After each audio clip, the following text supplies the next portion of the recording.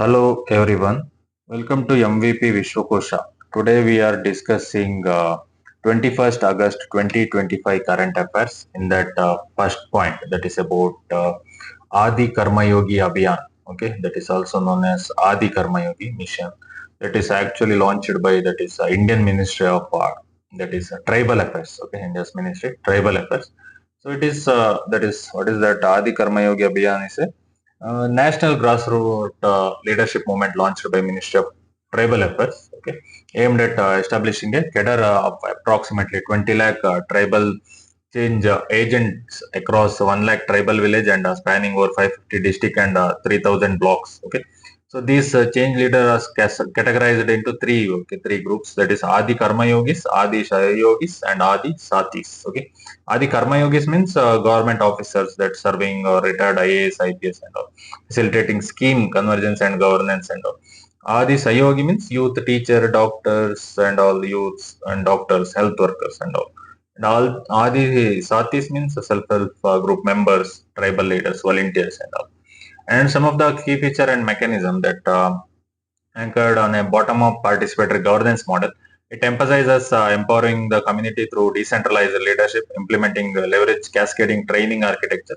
So in this levels are there. That is regional process labs. That is they will train state master trainees and who then train district master trainees and who will then train block level and village level functionaries like that. Regional, state master and trainers and district master trainers and that next is block level and village level like that. Okay, so initiative is synergized with the flagship schemes like PM Janman and National Sickle Cell Elimination Mission and DAJGU missions and all. Okay, and also it is a blend of that is hybrid training digital platforms, expert mentorship and all. Okay, so it's very important that Adi Karma Yogi that is beta version, that is Adi Anveshan conference and all that, very important. Okay, so that is about recent news. Next news that is about statement by US. Okay, on Putin-Zelensky meeting. That is US government announced that Russian President Vladimir Putin has agreed to bilateral meeting with Ukraine President. Okay, that is Vladimir Zelensky. There is also the possibility of trilateral talks involving the US, depending on development, and also some that cautions diplomacy from Russia. That is, while the US framed this as a diplomatic breakthrough, that is, Kremlin officials remain that non-committal Russian Foreign Minister Sergei Lavrov and Kremlin spokesperson people have emphasized that detailed planning is essential before any such meeting occurs. Okay, and also in this potential venues and broader diplomacy, there's some locations in Geneva or Budapest have been suggested possible venues and direct talks, and also in that NATO and European leaders are also engaged in broader diplomacy discussing security guarantee for Ukraine and exploring multilateral engagement options. Okay, so all this confirmed that Putin agreed to meet Zelensky and trilateral talks involving USA and also venues and all. Also, Russian stands no formal confirmation, calls for preparation and all. That is about recent news. Next news that is about recent legislative development by Union Home Minister Amit Shah in Lok Sabha introduced three continuous bills in the Lok Sabha that are central among that Constitution 130th Amendment Bill 2025 along with the amendments to the Government of Union Territory Bill and Jammu Kashmir Reorganization Bill, three bills. So in that important bill is this very important Constitution Amendment, that is the primary bill proposes that Prime Minister, Union Minister, Chief Minister and State Minister shall automatically cease to hold office if they are in judicial custody for 30 consecutive days for offence carrying a minimum punishment of 5 years even without a conviction. So in this two articles are very important.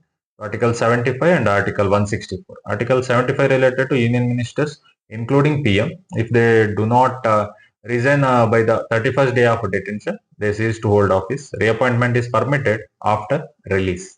So again, same as in state level, Article 164, similar removal mechanism via governor action or automatic cessation. Okay. So all these two articles very important. Article 75, Article 164. So the objective according to the government is to align politicians with the rules applicable to civil servant and uphold political accountability and integrity. So some of the critics controversy in this, okay, critic label the move is draconian also disruption in Lok Sabha. Okay, and so these bills have been referred to the Joint Parliamentary Committee for further scrutiny. And considering this opposition, there are likely to parliamentary debates and potential judiciary scrutiny, especially regarding constitutional validity and separation of powers and all. Okay, all this 130th Amendment Bill and Government of Union Territory Amendment Bill and Jammu and Kashmir Reorganization Amendment Bill, all that is very important. Next point that is about medical application portal that is launched by NABL, that is National Accreditation Board for Testing and Calibration Laboratories. It's a constitution board of the Quality Council of India. Okay, that is under the Quality Council of India that NABL unveiled a new medical application portal specifically designed to simplify and streamline, that is ISO 15189 2022 accreditation process for medical laboratories. So the portal was launched virtually under the banner Going Live. And also the chairperson of that is Quality Council of India, Jagshish Shah, highlighted that task previously taking weeks or monthly can now be completed in just 2 to 3 hours, marking a major leap in efficiency and transparency. Some of the key features in the portal, that is main 3 features, that is ISO 15189 2022 complaints that tailored for laboratories under this international standard for medical lab competence, and also user-friendly design features and anti-SEO interference, standardized template, a comprehensive pre-registration checklist, and multi-user access for smoother workflows, and also transparency and efficiency that will track real-time loss in lab operations, significantly reducing accreditation turnaround time and all. Okay, and all that it is very important. Okay, that is NABL. That is very important.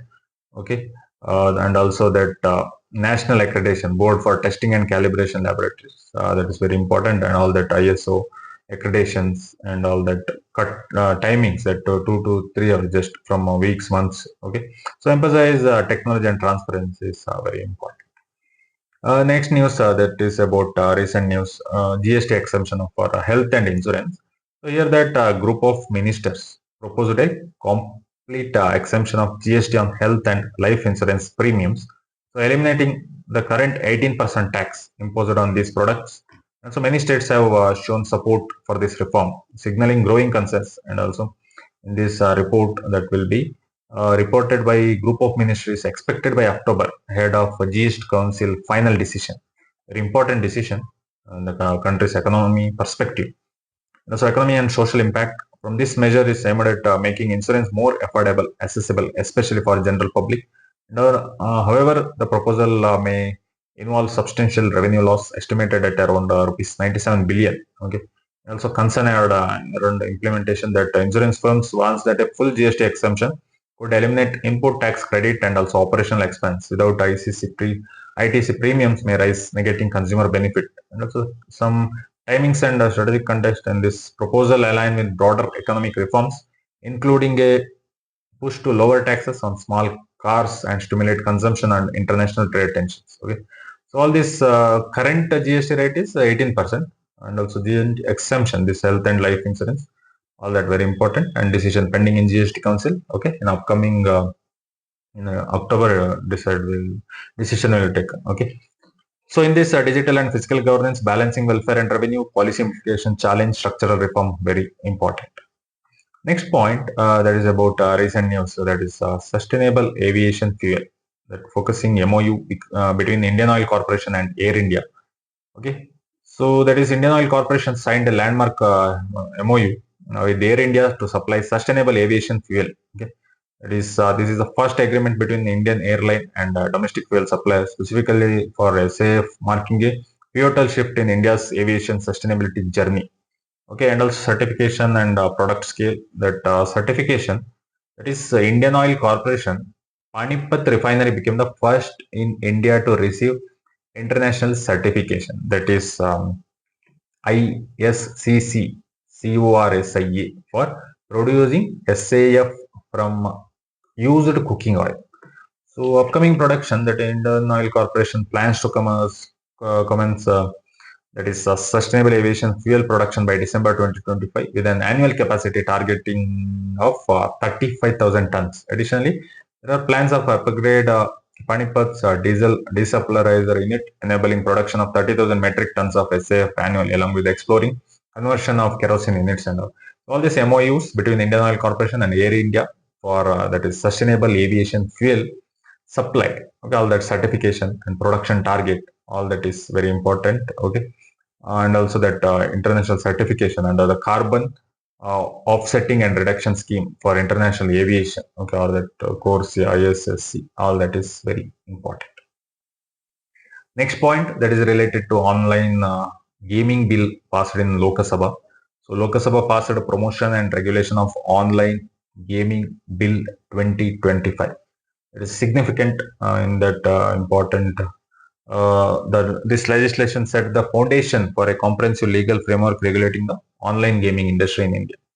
So, in some of that highlights in this ban on real money gaming, that is all forms of online gaming involving real money, including betting, gambling, and fantasy gaming, have been strictly prohibited. Promotion of positive gaming. Okay, the bill encourages esports, social gaming, and educational gaming aimed at skill development and recreation. Very important move. And also establishment of regulatory authority. A central body will oversee the licensing, registration, and categorization of online games, ensuring compliance and consumer protection. So in this also stringent safeguard, the legislation prioritizes youth protection, financial system integrity, public order, and national security, and also harsh penalties, and also selling or facilitating money-based games, imprisonment up to 3 years, and or rupees 1 crore in fines.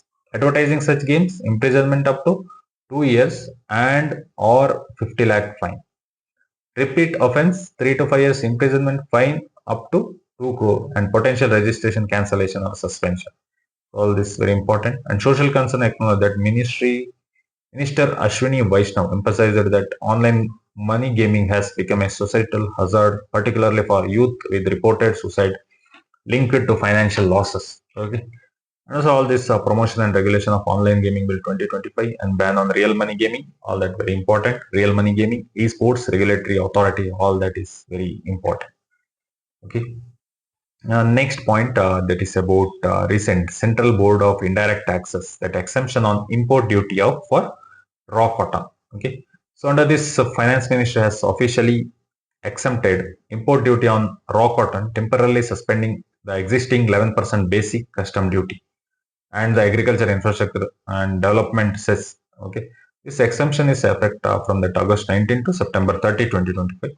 So this is a decision is a short-term policy intervention aimed at addressing immediate raw material shortage and enhancing the competitiveness of the garment and textile industry amid external trade pressures and all. Important that temporary duty waiver on raw cotton imports, all that to reduce input cost for the textile and garment sector, and also background trigger that US imposed that 50% tariff on Indian apparel export, promoting calls from industry bodies and relief. So because of that, and also in this trade and industrial policy response, export and competitiveness versus farmer welfare and policy temporary equity and fairness, transparency, accountability, sustainability, holistic governance, it is very important. Okay, next is about that is news ICSSR. Okay, shows notice to CSDS for alleged manipulation of Maharashtra election data. So in this, Indian Council of Social Science Research, the apex body for social science research under the Ministry of Education, issued a show cause notice to the Center for the Study of Developing Societies, CSDS. The notice demands disclosure of funding sources and rebukes CSDS for allegedly publishing deliberating manipulated data about Election Commission Special Intensive Revision exercise and Maharashtra Assembly election, which could undermine the integrity of Election Commission of India. So in these two bodies, very important: Indian Council of Social Science Research under Ministry of Education and Center for the Study of Developing Societies. Okay. Trigger event, that controversy was sparked by social media post by Sanjay Kumar, that is physiologist, that is co-director of Lokniti program at CSDS.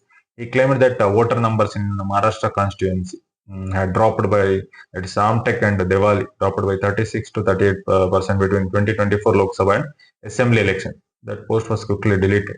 Some legal action, FIR and all, against that Sanjay Kumar in Nagpur, accusing him spreading false information.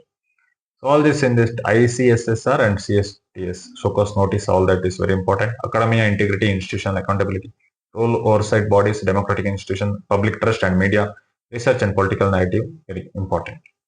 Next point, that is about last news, that is palmyra or palm trees to help reduce lightning related death. Okay, so in this Odisha's palm tree plantation drive, very important. Okay, dual benefit. In Odisha, palmyra palm are being used to reduce lightning fatalities and provide seasonal food for elephant, thus also helping mitigate human-elephant conflict. And also scale up of plantation. The Odisha government has planned close up to 19 lakh to 20 lakh palm saplings as allocated rupees 5 to 7 crore initiative. In recent years, this include designating palm tree as a scheduled species, insisting cutting restrictions and mandating permit for felling. So how it works means palm tree, due to their height and high moisture content, acts as a natural lightning conductor, absorbing strikes and distributing energy safely into the ground, thus protecting humans and nearby structures. Okay. And so in Bihar, MGT issued a sumoto notice to central and state government following report linking felling palm trees to surge lightning-related deaths. Okay, over 2,000 people died due to lightning since 2016 across the state and all. So all that Odisha plantation, 19 to 20 lakh plantation, Bihar NGT notice and scientific principle palm trees acts as a natural lightning, all that very important. And disaster risk reduction using ecological method, policy and governance, Odisha's approach, NGT role, balancing ecology and livelihoods, all that precautionary principle, fair compensation, transparency and inclusivity, it is very important. Okay, that is about 21st August 2025 current affairs. Thank you. Support me for further videos so that I can analyze all the topics required for UPSC and all competitive exams. Thank you.